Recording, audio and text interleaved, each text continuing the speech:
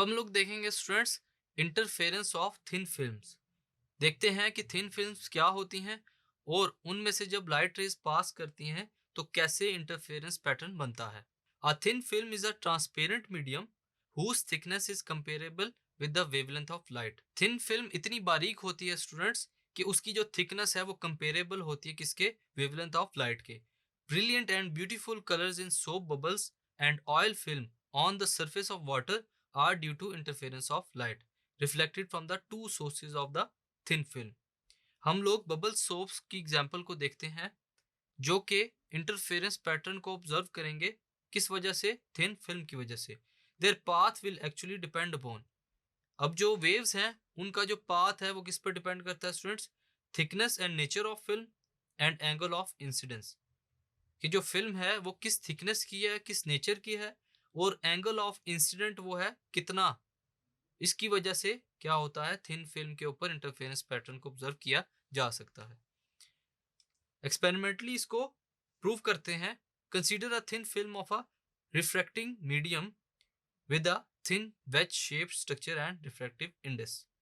Thin film है एक जिसमें इजीली लाइट रे जो है वो रिफ्रैक्ट कर सकेगी, जिसकी वेज शेप्ड होगी और रिफ्रैक्टिव इंडेक्स भी होगा। A beam of monochromatic light of wavelength lambda is incident on this thin film. उस थिन फिल्म के ऊपर एक इंसिडेंट लाइट की जाती है जो कि मोनोक्रोमेटिक नेचर की है। This beam of light is splitted in two parts.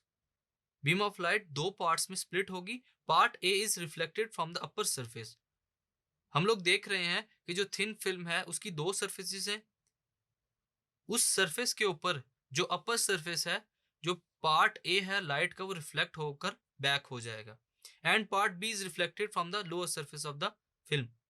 और जो पार्ट बी है वो लोअर सरफेस से टकरा कर वापस रिफ्लेक्ट होगा। So the separation between the parts A and B is very small. तो ए और बी पार्ट में से जो सेपरेशन है वो बहुत ही स्मॉल है। Moreover the two rays A and B are being the parts of the same beam.